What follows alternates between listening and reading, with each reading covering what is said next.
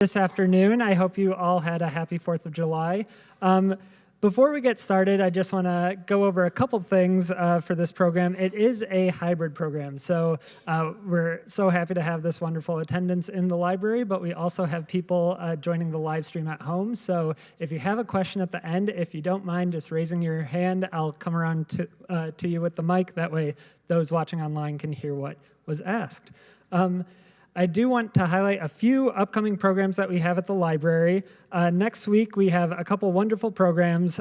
We have Strengthening Democracy, Critical Thinking in the Modern Media Landscape with Dr. Melissa Foster from OSU. That will be on Wednesday, July 10th at 7 o'clock. You can attend in person or via live stream. The following day, Thursday, we have The Current, Equal Rights in the Supreme Court, a community conversation with legal scholar Mark Spindelman. Mark Spindelman has been doing this for a few years. He teaches at Moritz College of Law, but he'll break down some of the major cases during this term. And if anyone has any questions as to how it affects American government and society, Mark will provide some expert analysis. We also have the Summer Plant Swap coming up on Tuesday, July 16th from 2 to 4 p.m. in the Quiet Reading Room. If you have any plants that you want to swap, hopefully none that were acquired illicitly, but that will be coming up July 16th. And then lastly, I want to highlight we have the next Bexley Centennial Author Series. So if you weren't aware, the library is celebrating its 100th birthday this year. So we have a lot of amazing programs. We have the, thank you, we have the Centennial Guide on the back table there, but on Thursday, July 25th at 7 o'clock, we're very happy and grateful to have a local author and Gramercy Books owner, Linda Cass, in conversation with CML director Pat Lozinski. Speaking of Gramercy, we're thankful to have Gramercy here today selling books. So if you don't already have a copy, you can buy a copy after today's discussion. I'm going to introduce who we have in person. I know a lot of you are familiar, but for those who aren't. First of all, we have a wonderful facilitator today. Scott Logsdon is a biology teacher at Bexley High School, where he has been teaching for 27 years. Yes, he is the academic advisor for the environmental club at the high school. And prior to teaching in a formal setting, Scott worked for International Field Studies, where he taught marine biology and led scuba diving, snorkeling, and sailing trips in the Bahamas for 3 years. So very interesting background. And then he is also a former teacher of today's featured speaker. Jared Margulies is an assistant professor of political ecology in the Department of Geography at the University of Alabama. His research and teaching focuses on the production of environmental inequalities, human-nature relationships, and how matters of social justice intersect with pressing environmental questions. His work has been published in leading academic journals across the fields of social, cultural, and political geography, political ecology, the conservation social sciences, and environmental humanities. The Cactus Hunters, Desire and Extinction, and the Illicit Succulent Trade is his first book, and he is also a graduate of the Bexley High School, and he's fit us into his 20th reunion schedule, so we're very happy to have him here. I'll turn it over to Scott and Jared. Thank you.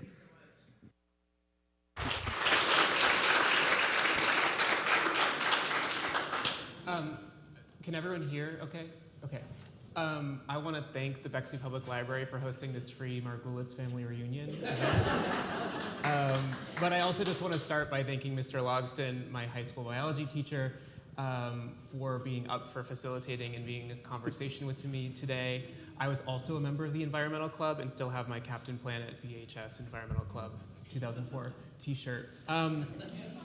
So the way this is going to work, I'm going to just read just like 5 minutes from the beginning of my book to give you a little bit of a flavor of what my book is like. And then I'm going to do like a quick 10-minute just kind of overview of the broader arc of the project and what I was up to for the last 6 or 7 years in researching and writing this book. And then me and Mr. Logsdon are going to be in conversation, and then there'll be time for some audience questions at the end. I think I'll stand up for the reading part just so everyone can kind of see and hear maybe as best as possible. Let's see. Yeah. So this is from the very beginning of the book, the introduction.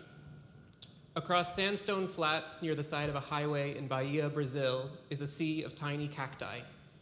Dusk approaches as I crouch on a pockmarked slab of rock to look at scores of little cacti beneath my feet. My eye is drawn toward one. My traveling companions, a small group of mostly European self-described cacto explorers, tell me this cactus, the circumference of a dime, is called Discocactus zentnerii, subspecies boomianus. It's a long name for a very small plant. The species is named for Leo Zentner, a Swiss botanist who spent several years living in Bahia. The subspecies name recognizes the Dutch botanist Boudewijn Karel Boom. Many cacti are named like this, telling us more about the desires of European or American men than the plant as it is or the places it grows. The cactus before me is lime green and encased in a mat of dense, long, flexible spines. Although it looks thirsty and sun-baked, I am aware of just how dazzling these plants can become when living under less strenuous conditions. As a genus, Discocactus relies on nocturnal pollinators and puts out huge, stunning white blooms at night to attract them. Even more beautiful than their flowers, I'd argue, are their fragrances. Their scents are as rich and intoxicating as a gardenia or coffee blossom, as enveloping as perfume. But in cultivation, Discocactus species are difficult to keep alive, marking them as both rarities and prized by collectors. Collectors who can bring Discocactus species into flower are recognized by their peers as skillful caretakers. Without warning, I'm enticed by this plant beneath my feet. In a matter of seconds, I could uproot it with a penknife or even a coin. Surrounded by a population of plants in large clumps, I imagine plucking it from the rock, as if the cactus would prefer to slip into my shirt pocket. The state of the vegetation suggests it's hardly rained in months. A day or two left on bare roots in international transit wouldn't do this cactus much more harm. Adapted for survival in an extreme climate, the plant's lootability has evolved. Few species are so easy to illicitly grasp, so lootable as many cactus and succulent plants. Imagine the effort required to covertly steal a 100-year-old oak tree with the intent to keep it alive rather than to turn it into a pile of timber. In contrast, a saguaro of the same age, that towering icon of the Sonoran Desert that can reach as much as 50 feet in height and weigh upwards of 6 tons, is comparatively easier to pry from the ground. Its shallow roots, just inches deep, yet radiating out as far as the saguaro is tall, have evolved to quickly soak up summer monsoon rains, water that in turn is stored in the fleshy tissue of the plant's massive stem, which has evolved to swell in an accordion-like fashion. These pleats will contract again over time as the stored water is slowly used up in periods without rain. This adaptation to life in an extreme climate also facilitates the saguaro's extraction from the ground with just a shovel or two, a winch, and a pickup truck. Of course, the stolen saguaro does not live alone. Every story of illicit succulent life contains the storied lives of countless others. Saguaros evolved over millions of years with 2 pollinating bat species that rely on the saguaro's nectar for survival, while the gilded flicker and Gila woodpecker make their homes inside the saguaro's flesh and woody ribs. In time, owls and finches will move into these abandoned nests, while hawks hunt from the crooks of the saguaro's great arms. Dozens of species in human cultures rely on their large fruits, which split open to reveal thousands of protein-rich seeds. For the Tohono O'odham, Yaqui, Pipash, and other O'odham nations that call the Sonoran Desert home, saguaros command deep reverence. If the saguaro were eventually looted to extinction, it would doubtfully leave this earth alone, its absence upending reciprocal relations with other species millennia in the making. But just about any other cactus is easier to thieve than a saguaro. And back in Bahia, I contemplated the consequences of cactus theft. Would it be so wrong if this tiny disco cactus were to live out its life in a pot elsewhere, free from the stresses of extreme drought? The cactus was surrounded by the dead remains of others, lives cut short by a particularly hot and dry season attributed to climate change. Some people might be said to love cacti and succulents to death. They are some of the most heavily threatened species among internationally traded plants for ornamental collection. Over 75% of all cacti are experiencing population declines globally, and about 1/3 of all 1,500 species of cacti are threatened with extinction. This makes cacti one of the most threatened taxa of life on the planet, inclusive of animals. Climate change paints an even bleaker outlook for cacti. For all the global recognition succulents receive as charismatic species, many face very precarious futures. I smiled leaving the disco cactus out on the rocks that evening, but I later wrote in my field notes about a feeling of creeping unease. On the one hand, I felt immense pleasure in recognizing that increasing encounters had taught me to be affected by these wonderful plants. On the other, I could not shake the sense that this desire to possess was rooted in something else, something with both an uneasy history and a deeper urging, predating my experience in that place. I was marked by the cactus and yet urged on by a desirous repetition for something else. Walking away, I was left with the firm conviction that had I taken the cactus, my desire would have only pointed towards pursuing another. So that's from the beginning of the book. That's how it starts. Thank you. And so, there we go. I want to just start by giving a kind of broad sweep of the project and why it was that I spent 6-7 years obsessively, one might say, thinking about cacti and succulents as someone who had really no serious background or interest in them before, and doing a project in my postdoctoral research that was really different than my PhD work, which was on human-wildlife conflict in South India. And it started from this really naive question of, why would someone steal a cactus when we can all go out and buy one for $5 at Home Depot? And related to that question is, why would seemingly the people who love these plants the most, ardent and passionate collectors, love them to death, or even in the extreme case, extinction, the total obliteration of the kind of life from the earth? And what emerged out of these kind of very basic questions was a sort of deeper project of trying to think about human, non-human relationships. And I was sort of grappling with a framework through which to do that. And I'm not going to delve too deeply into that at all today. But where before a lot of my work really focused on issues of conflict, where sort of issues of economy and inequality and what we would call political economy sort of centered those conflicts. Say, what happens in a rural, impoverished village in India when tigers eat their cattle or elephants stampede their crops. Here I found something else was going on, and I didn't really have a theoretical framework to think about the riddle of this problem of these passionate collectors potentially involved in sending species into extinction. And so ultimately I had to kind of develop a vocabulary around thinking about desire. And that was a vocabulary that I didn't previously have. Because what I found in this project was something else was motivating people, it seemed like. Something else bigger than the cactus was kind of sending people out on these trips around the world, searching and looking, but then always repeating that same sort of process. Once they found the thing they thought was the thing, it very quickly lost that sense of meaning, and there was something else that had to be introduced into those conversations. At the same time that I was starting this project, there was really no meaningful research, especially social research, on illegal trade in cactus and succulent plants. So from a researcher perspective, of course, when I started thinking about these interesting questions in this project, I, of course, was looking for the literature that would help me sort of understand, well, if there are a set of research questions, what are they? What kinds of questions have already been answered by other researchers? And what I found was a sort of glaring absence.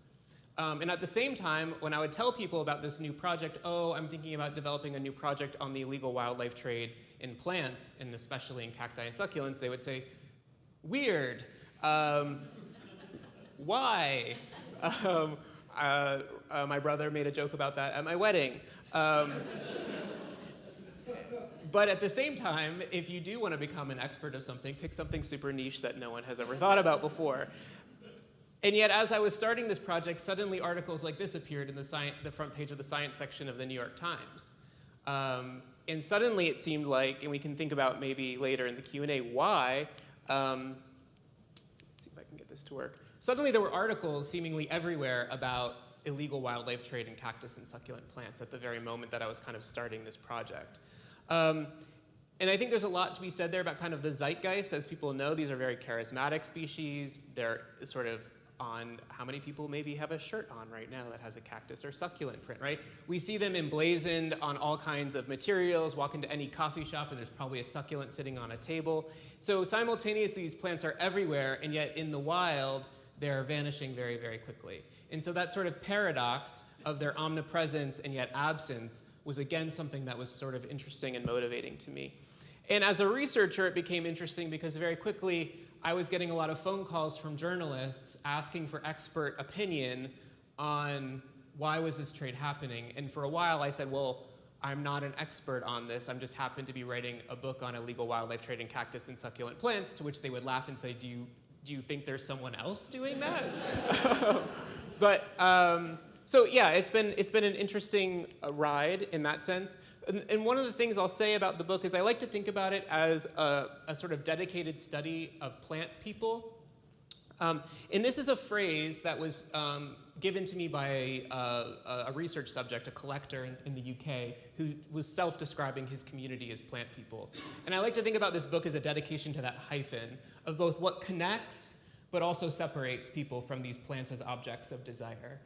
Because it's not only about cozy relationships in which plants and people are connected, but also separated, and what also seems to be the thing that keeps people searching on and on and on. And I've included this quote. I don't know how many people have seen the TV show The Detectorists. Yes, greatest TV show in the last 20 years, probably. If you haven't seen it, I don't know. It's a UK show, won a bunch of BAFTAs. But it's a show about metal detectorists. And if you want to conjure a kind of flavor of the kind of people I was hanging out with for several years, that is a good show to start with. But one of the characters in the show, so this is fictional, this is not from my research, Lance, who's a metal detectorist, says, I had a friend once, he had a cactus, the same cactus sitting on his windowsill for 15 years. Then one day someone gave him a second cactus, and within 6 months he had to move to a bigger house with enough space for his cactus collection. And there's a lot of truth in this. So one of the things this project also had to entangle with was thinking and theorizing about collectors, and what is it that collectors are collecting? And is it the actual object in that collection? Or again, is it something else? What is that behavior about? And so I spent a lot of time with cactus collectors. This is a really immaculate collection of cacti I saw in the Czech Republic during my research. Let's see.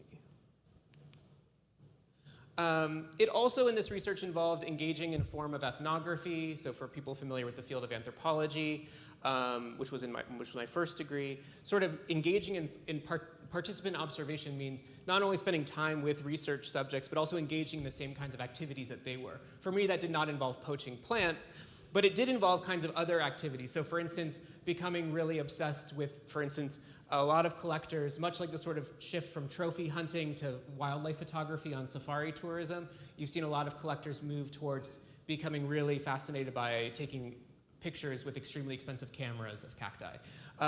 So I took my much cheaper camera and would engage in things like photography of plants as a way of sort of learning about the hobby and the culture of these people. Attending, say, cactus collector shows and competitions. So like a lot of other kind of cultural hobby groups, collectors would compete for sort of the best in show. So imagine like a flower show. But this was also a social environment, and so I was learning a lot about the kind of cultures of people who engage with these plants. And this isn't to suggest that all these people were bad actors. The vast majority of collectors, and we can talk about it, are law-abiding and are not going out around the world stealing plants. But then some of them also are. And so trying to think about those kinds of ethics was important. It also involved things like going out on what I described as CAO Exploration. So this is an image from fieldwork I did in Brazil with a group of mostly European cactus guys. This is from chapter 2 of the book, in which we were looking for this one very rare plant that ultimately is missing from everywhere that collectors know it should be, and it's missing because collectors had been stealing it. And so getting into debates with collectors and botanists about what was the ultimate underlying cause of that theft, what was the appropriate ethical response, what would actually make for a more sustainable trade. But it also meant, for instance, becoming really emotionally connected not only to these men, but to the practice of caring for cacti and learning with them. So this is a picture of me that one of the collectors took after that plant I told you we were looking for, we couldn't find. I found one. And it was totally effective, emotionally intense moment. I ended up crying. And it's this little, I don't know if you can see it, it's this little guy down here. It's called Ubelmania boningii. It's this tiny little purple plant. But that was the only one. And the guide who we were there with had been there just 2 years before, and there had been hundreds. Okay? So there's this sense of kind of, and so that meant also then dealing with the kinds of contradictions that emerge between who is a conservationist and who is a villain in these stories. So trying to make more complex stories of heroes and villains. So for instance, in this story that I write about in chapter 2 about Ubelmania boningii, one of the Dutch collectors, after we found the last cactus and I was celebrated as sort of making the trip, said, you know, the strange psychology of collectors in this hobby is that some people would now say, okay, this is the last one, we should take it home to protect it. You know, and so trying to think about how one gets to that kind of interesting place of what seemingly to me as someone from the outside seemed like an interesting set of contradictions. In questions about, for instance, the emergence and identification of new species, so this is a species called Mammillaria bertholdii, only described in 2013, so within the world of botany and taxonomy, that's a relatively new species, and yet a recognition within the collector community that they themselves were the largest threat posed by the species because of this sense of an insatiable desire to have to possess. And so it was a really social, I'm a social scientist, and so it was a very social project, but trying to take the botany seriously as well was really important. And so I think, and then the last thing I'll add before I get into conversation with Mr. Logsdon was say, is one of the other kinds of things I entangle within the book through, especially through kind of psychoanalytic frameworks, which was new for me and really fascinating, if potentially aggravating to readers. It is what it is this idea I make about what I call the Robin Hood conservationist. So the fact that, for instance, these men I spent time with in the Czech Republic, who were made out by Mexican authorities as sort of the biggest villains in cactus smugglers in the world. There's a chapter about why it is that the Czech Republic, a landlocked Central European country, would become the epicenter of an illegal wildlife trade in cacti, which is, I think, a pretty fun read. But then to have this in conversation with a smuggler or collector, depending on how you think about it, who said to me, if not for us, this plant might already be extinct in the wild, and yet we are made out as the criminals. So the sense that the people who are seen as criminals by state actors saw themselves as sort of a kind of unsung, if illicit, conservation hero was something that, again, was a really interesting set of paradoxes and dynamics I needed to sort of engage with in the book. And so I think I'm gonna stop there. Oh, the last thing I was gonna say is, the book is also really geographically global in scope, but it's not only global in scope, it's also about the kind of connections that emerge in really disparate kinds of geographies. So the research overall took me to 6 different countries on 4 continents, and so I think about it as a kind of global ethnography, thinking more about connections between places in cultural groups rather than sort of being focused in sort of one static place. So what was it that connected, for instance, this really common but quite beautiful plant on the California coastline called Dudleya farinosa that starting in 2016 and 2017 started being stolen en masse by what seemed to be primarily Korean but also Chinese foreign nationals. And how was it that I ultimately, in order to understand why this trade would emerge, needed to go to Korea and see what ended up being some of the most stunning succulent collections in the world. And trying to untangle how and why that came to be was really important to the project. So in the end, I think the last slide I have is just sort of the layout of the book. Let me just push it. Oh, there we go. So this is the book. And so it takes place across 8 chapters. And so the first chapter is really about trying to situate and understand what collecting is and trying to unpack what that is, and also try to unpack what we mean by desire. And so as much as I loved, for instance, The Botany of Desire by Michael Pollan, maybe that's a familiar book to some folks, fabulous book, but he never actually explains what desire is, and it's because he doesn't have a real framework for thinking about it, because desire is not about simply what we want, at least in psychoanalytic terms. Desire, above all, is actually about what we imagine in the sort of the realm of fantasy to be lacking within ourselves, and how we then sort of go out into the world constantly seeking to sort of fill this sense of a void in what we imagine to be lacking in our sort of inner self. And so I sort of think about that with collection before moving into questions about illicitness and illegality in the global trade. The third chapter moves from Brazil, which is in chapter 2, to the Czech Republic in chapter 3, to historically try to situate how and why it would be that the Czech Republic would become this sort of important node of illegal plant trade, which was as much a surprise to me as it probably would be to most readers. Before in chapter 4, and then in chapter 4, turning to my own sort of emotional and affective relationships with plants and thinking about anxiety as I encountered a species of cactus that was about to basically go extinct on this mountain in Brazil, basically because nobody cares. And so trying to think about what does it mean to care for other species, and what does it mean to become anxious about thinking about ecological futures, especially in the context of climate change. The latter part of the book really moves into this new dynamic about this larger kind of trade between the US and Mexico in East Asia, before sort of finishing in a chapter trying to imagine otherwise. How can we live better with these kinds of plants? But not just these plants, but sort of non-human life overall. So I'm going to end there, and then me and Mr. Logsdon are going to chat. And these are just going to be, the book only has black and white images, and I'm sorry. So a lot of what you're going to see behind us kind of automatically rolling are just photos from the book, but photos from my field work in these different places. So yeah, okay.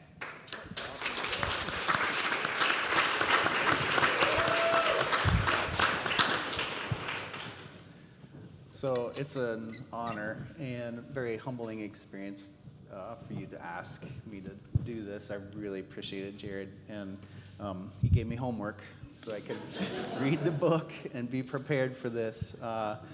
And in our conversation a couple days ago, I mentioned I was pretty nervous about doing this because there's a lot going on here with social science and the biology and the botany and conservation and his travel and politics, geopolitics.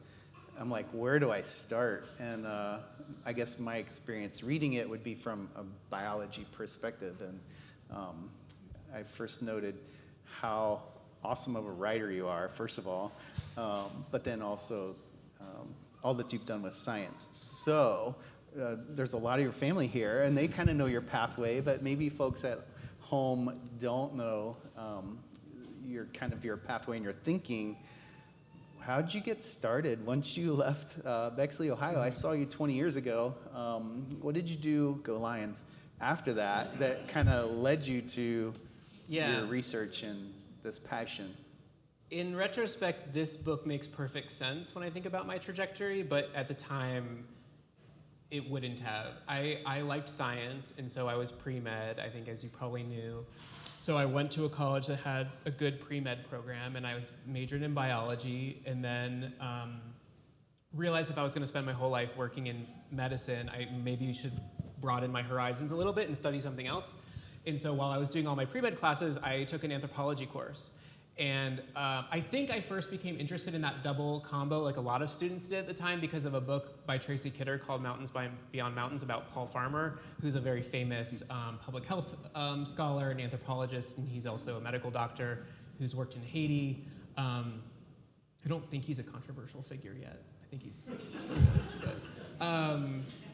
But that combination of recognizing, if I'm interested in curing the human body, I should also understand something about human culture and diversity was really valuable to me. And then I became really hooked on anthropology as a discipline, in particular cultural anthropology. I think what I was trying to do in undergrad, though, was develop a geography degree, but I didn't know what geography was because we don't really teach geography that much in the US, unlike a lot of other countries. Because I was doing anthropology, but I was also then ended up minoring in environmental studies. And I was really interested in human relationships with the environment, which is effectively a geography degree elsewhere. But my undergrad didn't have a geography degree. Fast forward, working in public health for a while, I did a master's degree in biodiversity conservation in the UK, and that's when I became really interested in how human relationships with the earth not only, I think one way of putting it is my conceptualization of health continued to broaden from the body to public health to thinking about environmental health. And from there, weird things happened, and I became interested and fascinated by India. And there was a while, though, I still wanted to become a real ecologist, like a real scientist. And I was working, my PhD supervisor was really a trained ecologist, not a social scientist. And he finally had to sort of sit me down after I think I'd done almost all of my coursework in my PhD and say, look, it's very clear that like you're putting up with these statistics classes in science classes, but you at the same time are reading all of these social theory books, and that seems to be what you actually care about. Why are you trying to be something that you're not? And so it was like we were breaking up, but then we didn't. Maybe we should have, but we didn't. But that's all to say, it's been in and out. But I think for me, it was always about human-environment relations, and I think that although I do engage with kind of more quantitative scientific methods still, the more critical social approaches for me are most appropriate to answering these kinds of complicated social riddles. So. And that was my next question, was the qualitative part. Yeah. So your social science piece connected with the quantitative part of your science piece, your natural science piece, seemed to mesh together pretty well. So what did you do other than the 6 countries and 4 continents in terms of your quantitative and qualitative? Yeah. Where do you start interviewing? Like, how did you get started with the first person that you were going to speak with that got you excited about it? I heard an anthropologist once say that sometimes anthropology is a little bit a bit like being a really good listener and a little bit of a spy. And I think, to be clear, I was fully transparent about my project, so it sort of sounds bad. But for me, like the first stop was, so my postdoc was at the University of Sheffield in the UK, so I was working and living in the UK at the time. I joined and became a member of the British Cactus and Succulent Society's Sheffield branch, which turns out to be a very storied and important local club in the British Cactus and Succulent Society. I started attending their meetings and trying to understand their community and telling people what I was interested in. And the majority of collectors really care about conservation of the species. And so when I told them, look, I'm a social scientist, I'm interested in issues around the conservation of these plants and sort of sustainable solutions to problems of illegal poaching, they were very, very welcoming of me and my project. A lot of them had very outspoken opinions about how sort of mainstream conservation was doing it all wrong and how they should be doing it. But that was sort of a way in. One of the things I find in general in my research is that people like the opportunity to tell stories about themselves and have their version of a story understood, especially if people feel like their version of a narrative is misrepresented. And so for me, it was really, really important to try to sensitively represent the perspectives of very different kinds of people in the project, ranging from, say, smugglers, to conservationists, to law enforcement officials. How did you separate that out then? So you have your conservationists that, do they take the last cactus? Do they not? Do they leave it? Do they keep the seeds? Do they try to, and the smuggler piece of it, is that just the monetary? Is that like, how did you divide? Yeah, I think it's really muddy. I think that one of the things I make an argument in the book that what distinguishes conservationists from collectors is often a lot murkier than conservationists in particular would like it to seem. Because at certain scales, conservation is a form of collection, I would say. Even if it's a kind of collection that occurs at the scale of the protected area, where we say, okay, this is an important habitat, we're gonna kick out the local community and put up a fence around it. That is in a certain way a kind of collecting of the world. It might have really good ecological benefits, but at the end of the day, what I saw was conservationists and collectors often involved in activities that I would describe as an act of saving. The question is, at what scale are they trying to save something? And is it actually for the benefit of the sort of ecological community that exists? And so we can sort of break that down and imagine how it falls apart quite quickly. But narrative politics are really important. How people imagine the world to be has profound impacts on the world. And so trying to understand that discourse was super important for the project. So desire for the one grouping different than desire for the other grouping. But I would argue that desire structures both of those impulses to save things. Nice. Yeah. So culturally, so you've traveled a lot. Have you seen this historically, thousands of years ago, cactus collecting, cactus conservation was something that was around thousands and thousands of years ago? Was there significance to it? Demographics, like who's collecting and... Yeah, so another axis of the book that I didn't talk about at the beginning is gender. So another fun literature that I had to spend a long time reading was sort of gender studies, but in particular masculinity studies. Not my background, but one of the things I found in this project that I was often frequently in spaces that were overwhelmingly dominated by men, and especially white men. And it became so kind of upfront that I couldn't ignore it as meaningful in terms of the kinds of conversations I was having, but what was structuring these relationships was I was spending a lot of time with sort of middle-aged and older men in their private greenhouses surrounded by these lovingly cared for plants.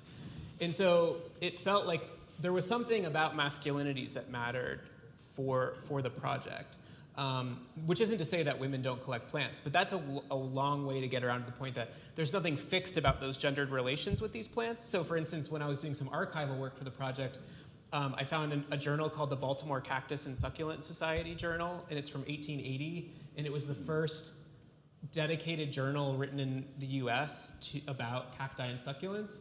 And the first page of the first issue of the editorial starts out by basically saying, like, what is it with all these women and their cacti? Like, why do only women collect cacti? Is it their fascinating shapes? Take it for what you will.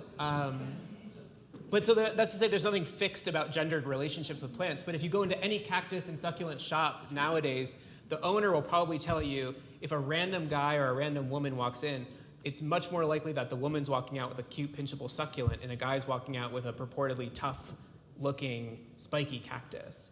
But that's because that's how it's sold to us, not because of anything intrinsically innate about gendered relations. But in terms of the kind of collection I was writing about, it definitely finds its strongest resonances with sort of the Victorian fascination with floriculture and botany, which historically was an acceptable hobby for women because floriculture was feminized historically in the natural sciences. That would later change, and botany would actually sort of jettison out all of the women who were like leading pioneers of the field in order to be seen as a more legitimate science. But so sexism runs really deep in botany, and it ran through this project too, for sure. So I forget where it was. You saw the last of the one species. Yeah. You found it.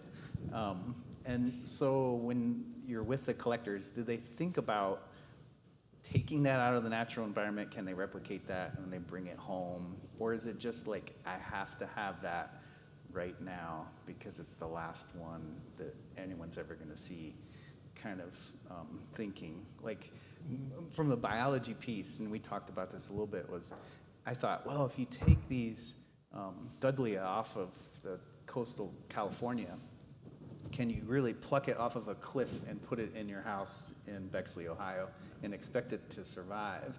So when people are thinking, I'm going to conserve this, but yet I'm not sure I can like make it live. Mm-hmm. Where did you, in your thinking there, you saw the last of a species, or you saw very few of a species? What were you thinking in your collections and the experiences you were having? Again, I think it comes back to how people imagine the work of saving to take place. One of the ways to think about saving in the realm of collection is that when you have a bunch of spoons, they're just spoons because they have a function and you use them to eat soup. But if you suddenly create an arrangement of them based on, say, manufacturer or year or color or size, and you arrange them and put them in a box, you've removed the spoon from its sort of functional use, and you've moved it into the realm of immortality because you've taken it out of its functional use. And so one of the things that I see collectors trying to do by saving things is try to raise something up to the level from the mundane to the sacred. And I saw it with cactus collectors as well, that by trying to remove a thing that could easily be like knocked over and killed by a cattle, a lot of cacti get knocked out by animals or ranchers who don't want their animals to step on a cactus and get injured. by taking it out of that kind of quote unquote mundane context, which is actually the important ecological context in which it's evolved over millennia, and putting it in the greenhouse, it's like they see themselves as raising it to the level of the sacred, we could think. There were collectors who argue that they saw themselves, they self-described as conservation collectors, and so that what they were trying to actually do is say like, no, it's not just about preserving it and possessing it, this isn't about a selfish desire. I'm gonna take these cacti and put them in my greenhouse, and every year I'm gonna hand pollinate them with a paintbrush, and I'm gonna make sure that we maintain genetic diversity, and so that one day in some imagined future, when this landscape is safe, these plants can all go back. It's actually extremely hard for a cultivated plant to ever survive again out in the wild, much like it would be for animals. So how legitimate that argument is questionable at best, also because these are not institutions with the sort of long-term capacity to do that. I think there were collectors who saw it as a noble move to protect the species. Oh, deforestation is taking place, I will save it. But I think underpinning that was probably much more a sort of an interest in collecting the thing for the self. Ultimately, collecting is about collecting oneself, because you're basically creating a representation of one's own ego in an object.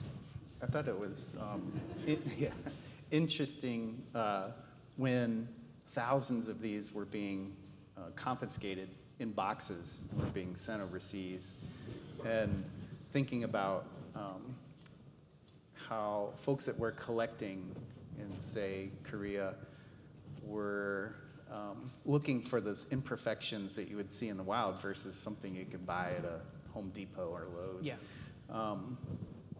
And I mean, maybe you could elaborate on some of what you saw with the smuggling. When I was reading about you in Mexico, and then they were telling you couldn't go, and that was probably protecting you from other illicit trades that were happening that were maybe using the same lines of movement.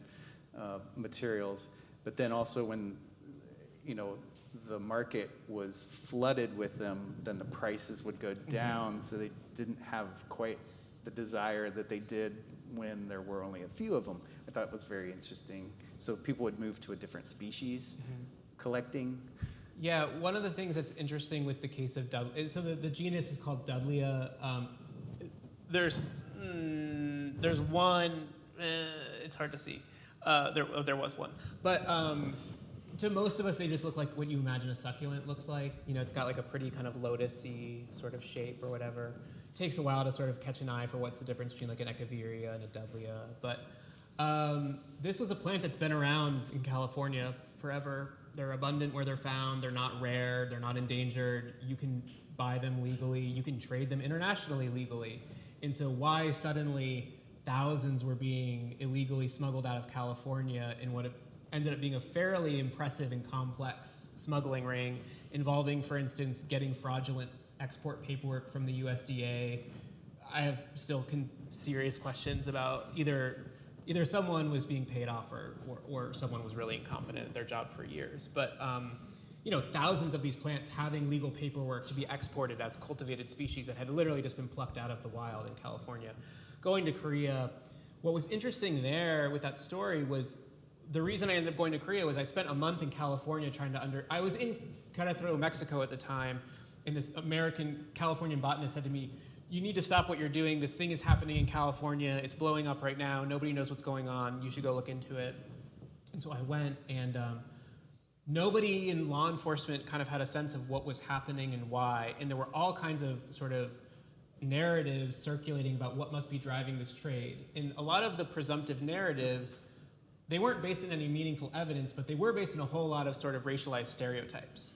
And so, for instance, it was presumed, they must be using them in China for medicine, or they must be only valuing them because they're wild, and people in East Asia, like anything that's rare and wild, they want. Like, think about like the ivory horn trade, or the ivory trade from Africa, or rhino horn trade, which a lot of people will be more familiar with.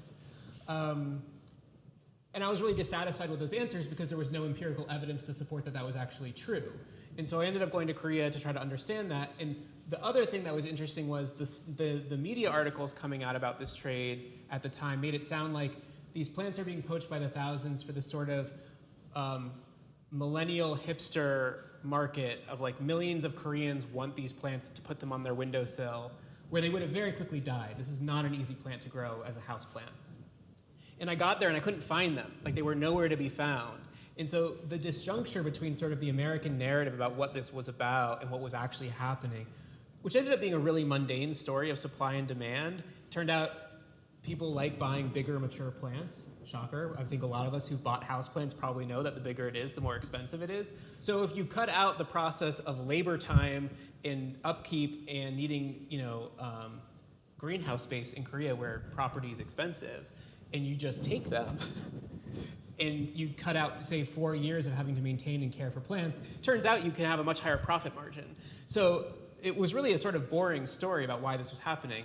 But they were cultivating them, and once they had cultivated enough and they were getting big enough, the prices crashed really quickly.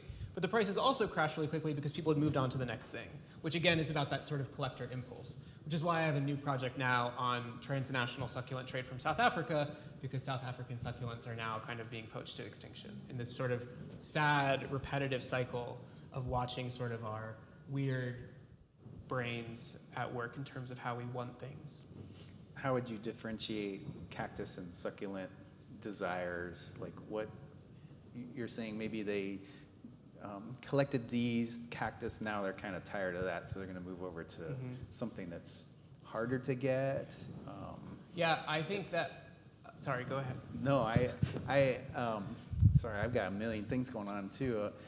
You've really, with this book, I'm sure, have opened a lot of eyes with, at least as I was reading, it seems like now what might have been legal is more illegal, and there are greater fines for collecting. And I would have to think that some of that has to do with you bringing this to people's attention.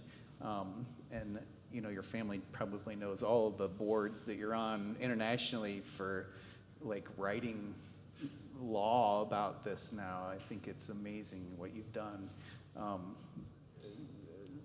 I think the one thing that makes me think about is I think a lot of academics, myself very much included, but also social scientists, we kind of assume we're writing like journal articles or books for like a community of 14 people who are also really into that thing that we do, because we specialize a lot. And I think I took for granted that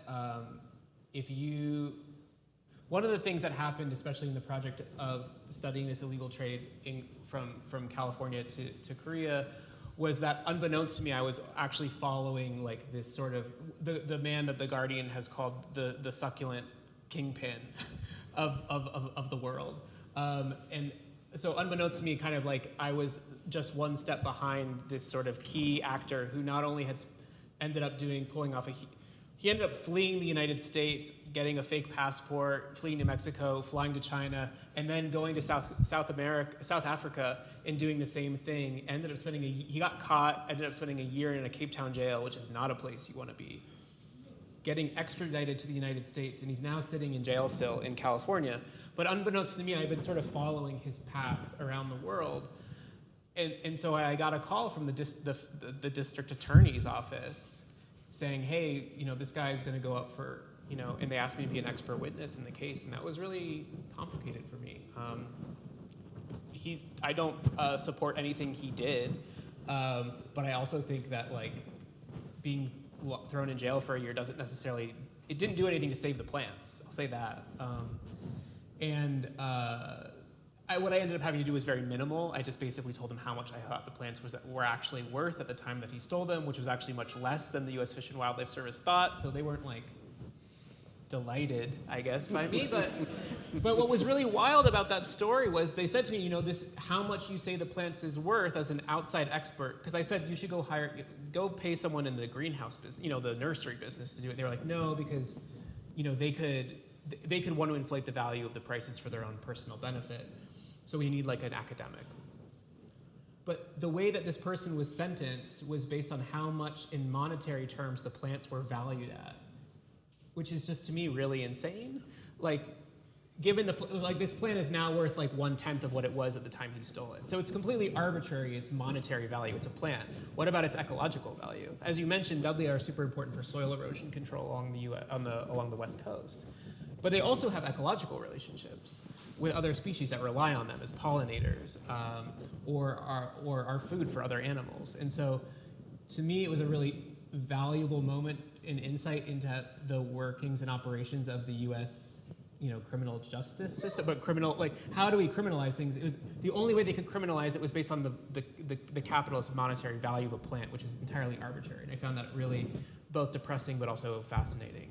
And it tells you very much, of course, about the relationships between capitalism and the state, too. So have you had other scientists jump in and talk about, for like Dudleya in California, the pollinator piece to it, or is there something that's co-evolved with it that is also being disrupted, or have you had others reach out like, hey, thank you for bringing this to our attention, and this trade is causing erosional damage that wasn't, there presently, or is it, are people following your? Yeah, I think it's mixed. I think that certain botanists were really excited to have a villain in this story, and those villains were foreigners, and that's a great villain in most political contexts, which I think especially in like this day and age geopolitically is something that people will resonate with. People love to blame outsiders for problems. And so the fact that these were foreign nationals that were taking these plants was like wonderful conservation fodder for raising money. So there's now a felony charge in California specifically for stealing Dudleyas, not any other plant, just Dudleyas. And I don't think that's a coincidence. I think there's a very specific reason that was made a felony. So the fact that I kind of muddied the waters around the narrative politics of what was happening was not necessarily fully welcomed by some of the kind of conservation community, because they wanted to just be able to say, like, we are the good guys, they are the bad guys. Why are you trying to like make a mess of this? At the same time, I think the fact that thoughtful people recognize you need empirical evidence to actually understand something, and so there was a value to that, rather than just sort of making up narratives that you in your head think make sense. But the one thing I'll say, especially in the US, is botany programs across the world are in decline. Like, they've largely been subsumed by biology programs. And so the number of students being trained really in botany is is in decline. Duke, I'm just gonna go ahead and yell at them right now. Duke University had one of the most important herbariums. This is a place where you keep preserved plant specimens for research in the world, and they just closed it because I think it was going to require a $23 million renovation, and they said it wasn't financially responsible to do that renovation. This is a university with a multi-billion-dollar endowment, right? So botany is not sort of honored in the way it was. So one of the things I'll say about that is I was surprised for how many of these species basic ecological knowledge was not actually necessarily known. Like, I would ask questions like, oh, so what are the pollinators for that species? And they'd be like, no one studied that yet. In part because there's no money to study it. That's not true for all species, but I was surprised by how much there is still to learn about kind of plants and their ecological relationships in particular. So how could I do that as a citizen scientist? We use that term a lot in our teaching. Yeah. It's like, you've self-taught a lot. It's amazing. I'm learning a lot. I've learned a ton. It's great to have this like full circle as I get closer to retirement. This is awesome. So what can we do? Like, what can a citizen scientist do? Know if they're not going to necessarily go through all the research.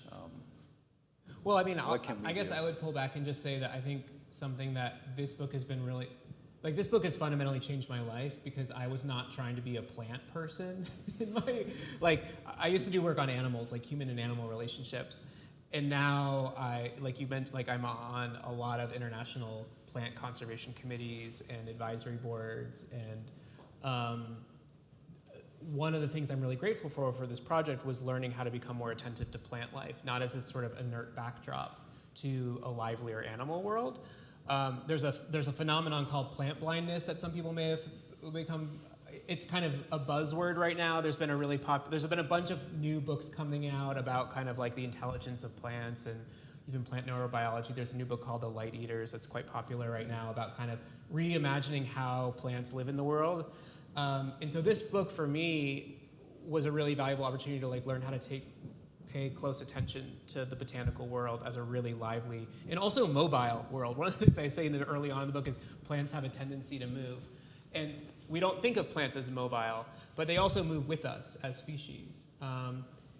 There was a moment where I was in a workshop about the conservation status of agaves in Mexico, right? So agaves, some of those are like if you drink tequila, for instance, that's a distillate of agaves. But these are extremely important plants, but the botanist had to decide what was the native habitat range of this one species of agave. And it was agave americana, which is a very common agave, but it's also one that's used in agriculture. And they all laughed because they weren't allowed to draw sort of where is it found today. It was where is the natural habitat of this plant. And these Mexican botanists all laughed and they were like, well, it's either a complex species or a species complex. And the reason they said that was agaves have traveled with people for millennia. And so trying to disentangle wild from human made absolutely no sense in the Mexican context of trying to say, well, this is a cultural plant versus a non-cultural species. Made a mess of it. And so I think one thing that I learned from this book that I think everyone, me and my Uncle Bill were talking yesterday about, like, he got the plant app on his phone or whatever. Like, the amount of time I just spend trying to look at and understand the plants around me is, I think, a super valuable thing that all of us can do. Because suddenly you walk through the forest and it's not just this place, it's actually alive. And I think that's super valuable.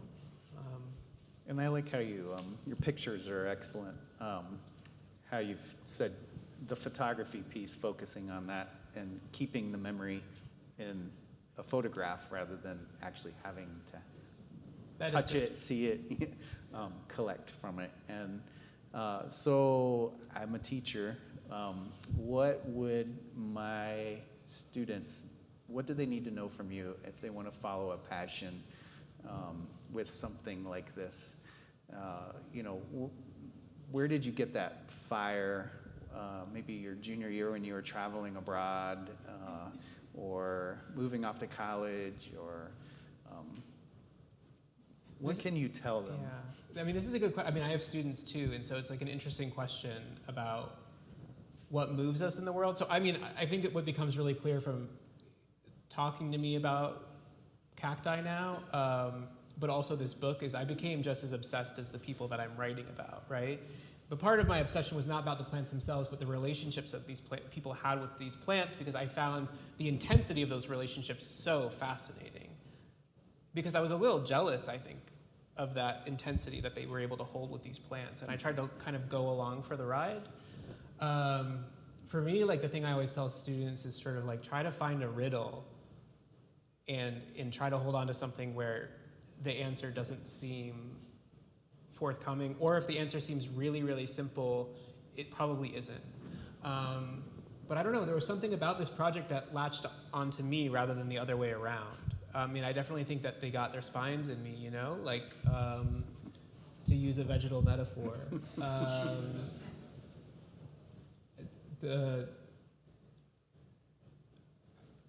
It's like hard to say if there was like a moment, I've speculated on that before.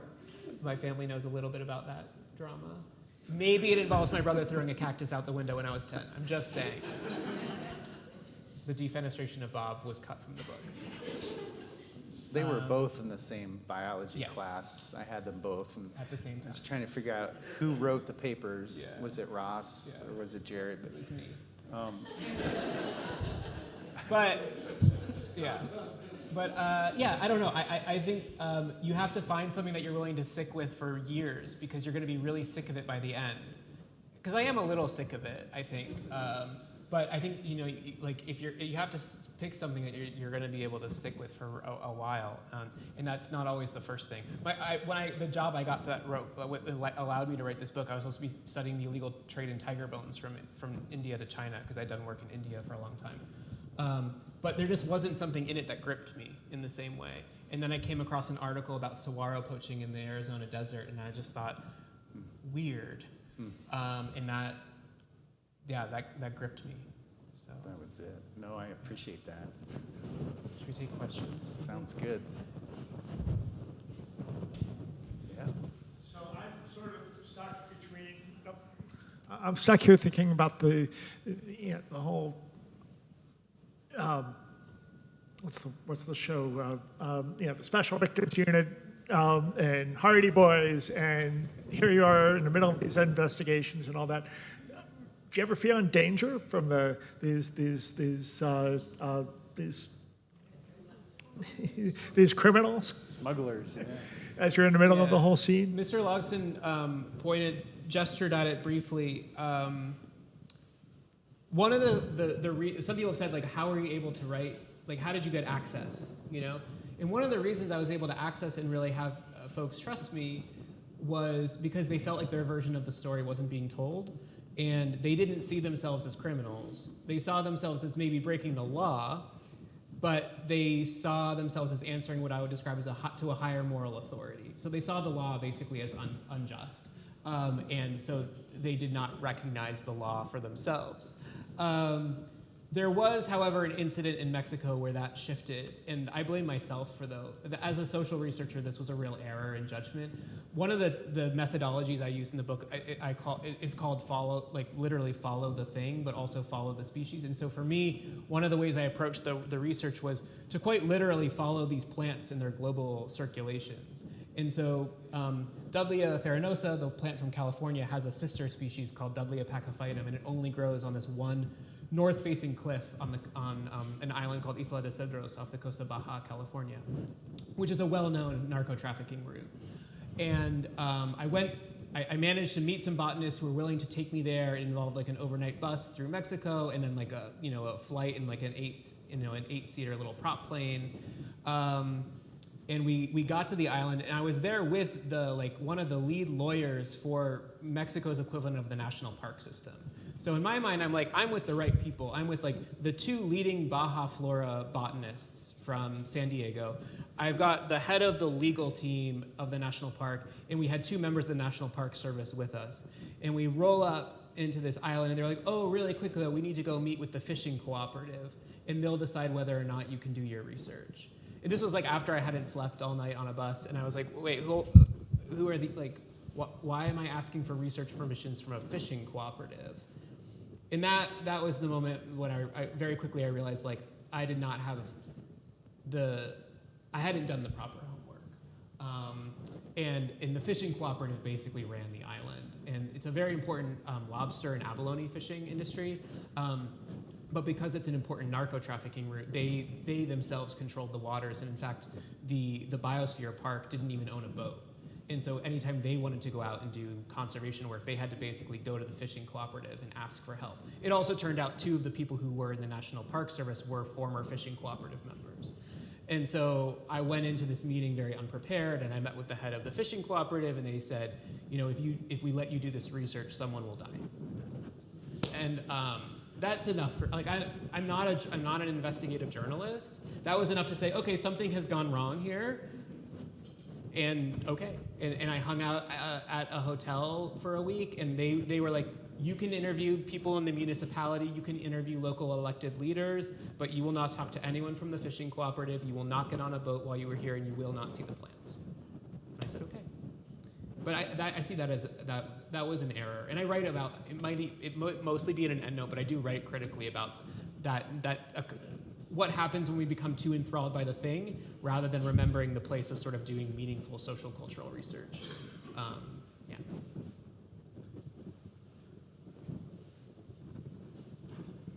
Well, my question's also on the anthropological side, because you have a background in anthropology too. Do you feel like you take anything away about the psychology or the anthropology of the kind of person who's collecting, and do you locate them anywhere, like on a scale or on a field, like compared with, say, hoarders or foodies or Buckeyes fans or anybody else who follows some kind of an obsession? Is it kind of everybody has something like that, or is there something unique or special about this group? So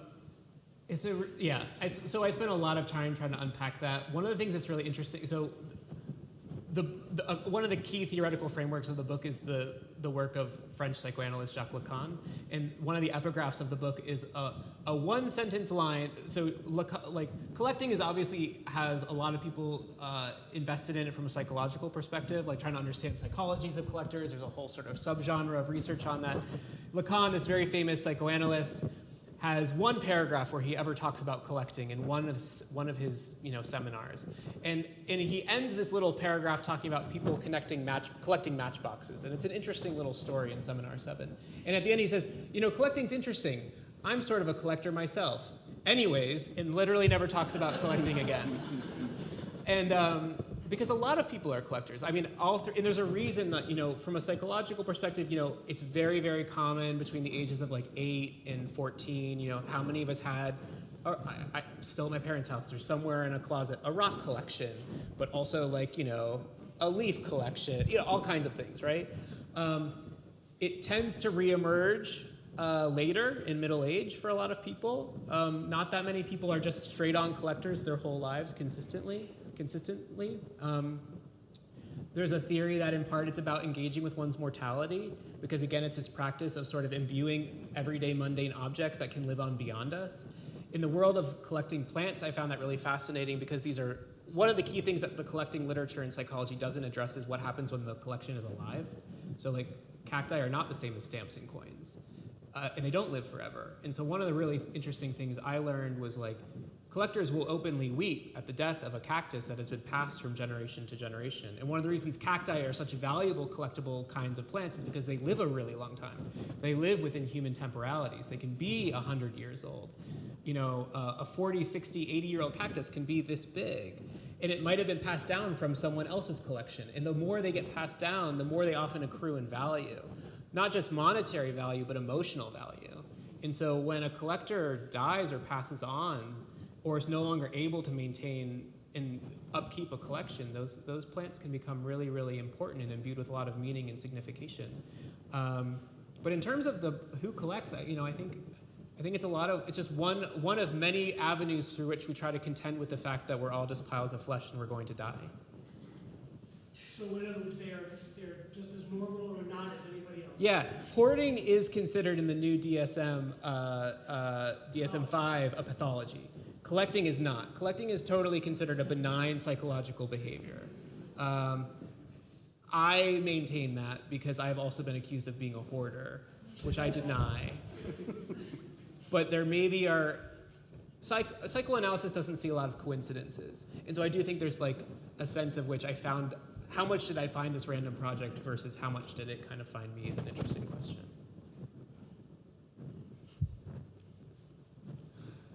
Good question. We'll talk more. So this kind of follows along with what you're talking about. I think it's really interesting how you mentioned you're ending up spending a lot of time with a lot of like older white men. Mm-hmm. And my personal experience with plants and bumping up against CITES, which is really annoying, but most of the people I know that plants circulate in are women who are rescuing plants that other people are throwing away. Mm. They're like, I don't want to take care of this anymore, you take it. And so we end up having huge collections of plants that propagate themselves by accident. Sometimes we're like, oh God, what do we do with these plants? Please take some. And I'm wondering if, like, I know this is beyond the scope of your book, but I'm wondering if you have any thoughts or musings about the like paternalistic, capitalistic collecting and the like potentially more feminine rescuing of these cast-offs once things are way less cool. I think rescuing is a really interesting word to use because, again, I see it as a kind of mode of saving that just is inflicted with different kinds of affects. So I am writing more these days about care versus sort of saving and extinction. Like, what does it mean to care for plants? And care is not always a benign activity. I think we often use the term care just to mean like doing good things and treating other people well or caring for someone else or caring for a plant. But I think, when we're choosing to care for something, we're often neglecting something else. And so, there's an old adage like, to save a plant, give it away or whatever. And there are still a lot of collectors who feel that way. And so when I was doing my research, within a matter of weeks, I had like 40 cacti at home because you go to these serious collectors' houses and these plants propagate because they're alive. And they reproduce, and they put on offsets, and plants are cool because they don't just reproduce in one particular way. You can make cacti out of all kinds of things. And so I would constantly be leaving interviews with cacti. Ironically, because of international trade regulations, which I realized we didn't actually get into in this conversation, I couldn't bring them back with me to the US when I moved back to the States. It would have been way too expensive and complicated. So I gave them all to friends. And now all those friends in the UK have those plants, and they'll send me updates every now and then, it flowered for the first time, or I got a call from a friend who was like, hey, can we chat? And I was like, yeah, what's up? And he was like, I'm so sorry, but that Lophophora you gave me died. And I was like, oh, okay, I forgot about it. But it was really, he was worried about the kind of emotions with that. But in terms of the gender dynamics, I don't, the reality was the kinds of collecting clubs I was in, so as we also all know, there's a whole world of there's a whole angle on this project with social media and Instagram and plant parents and plant daddies and stuff. And that was really big in the pandemic too. And there's a reason that I focus on these collecting societies in particular, which tend to be an older set of people than a lot of younger collectors. And in part, that's kind of the bowling alone dynamic of these are these kinds of societies that people used to be more formally involved in clubs, social clubs and hobbies, than a lot of people do nowadays. And so unsurprisingly, a lot of those clubs often have older, slightly older in their demographics. But I think it's a really interesting set of questions. I mean, what I like about those communities is it's about giving material away, because it's not about commodifying the plant per se, right? It's about developing social relations through those communities. So I think it's great, but I'll admit it's not that kind of community doesn't feature in my book at all, basically.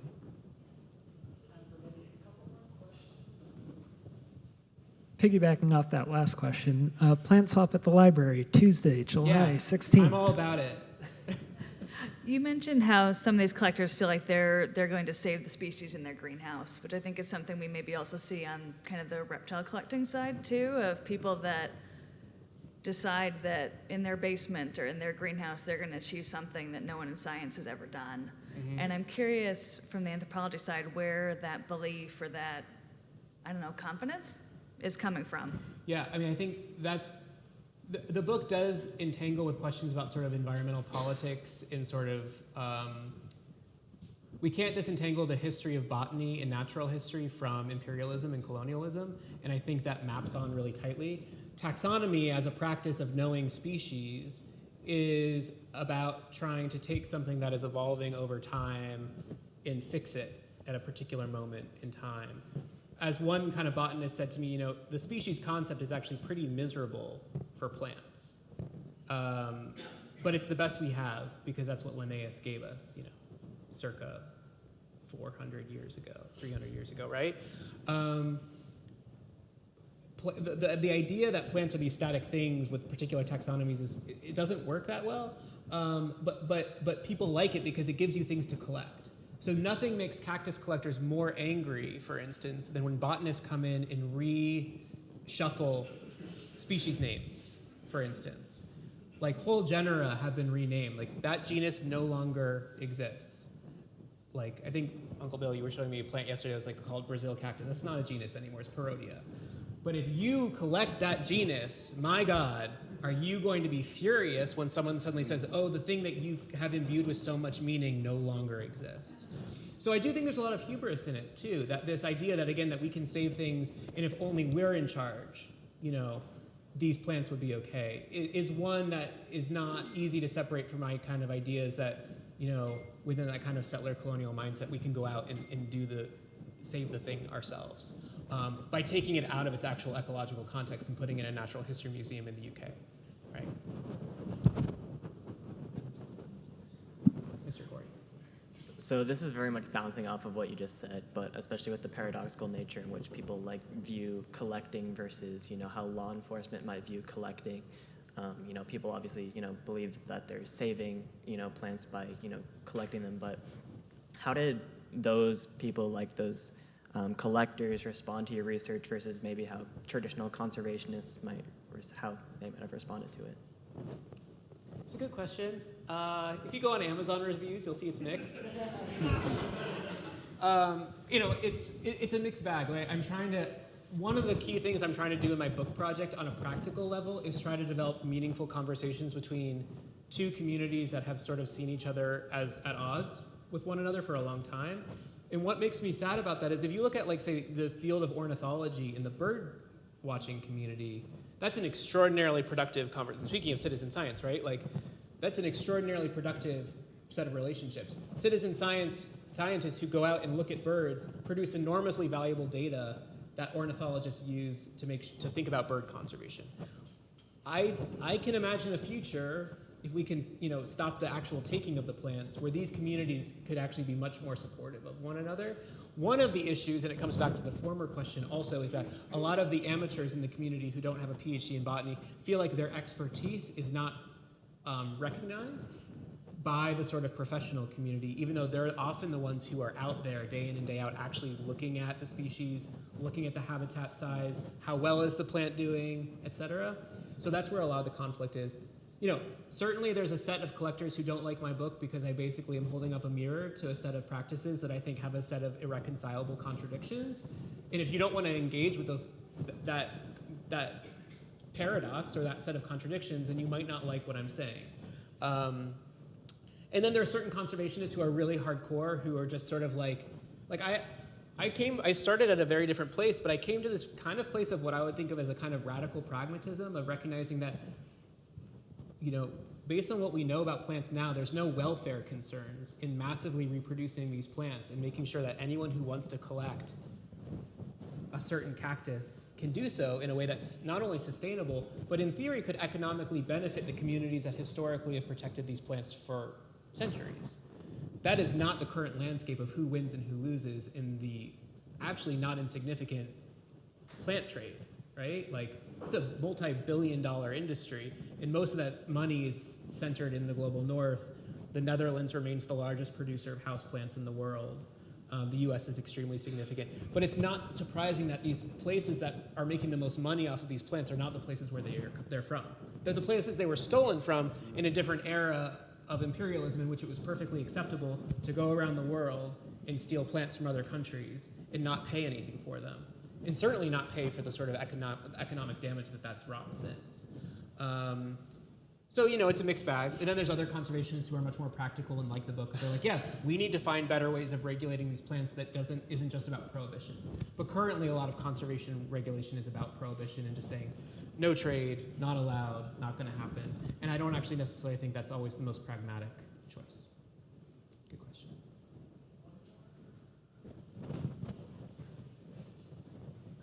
I noticed one of your slides had cactus with seeds in it. Mm-hmm. Are any of these conservation groups going to these actual locations and replanting where people have been taking and trying to regrow the population?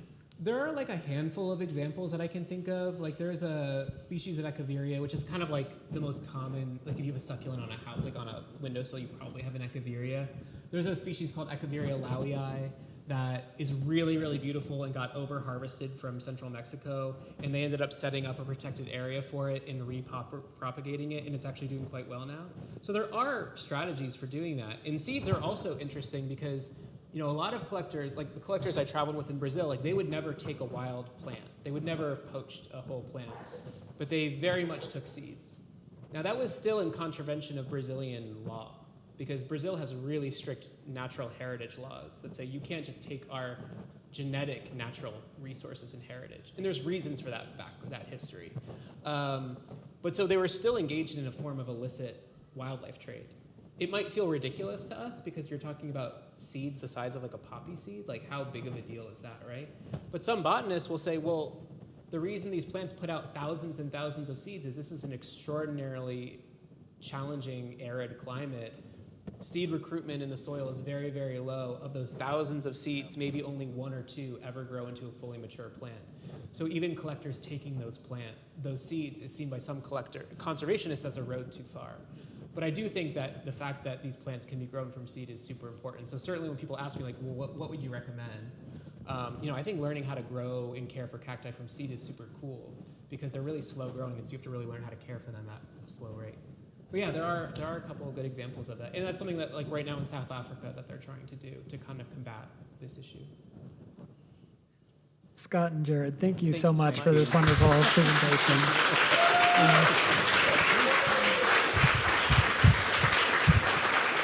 And again, the book is The Cactus Hunters. If you don't have a copy, you can purchase it right outside these doors from Gramercy Books. Thank you.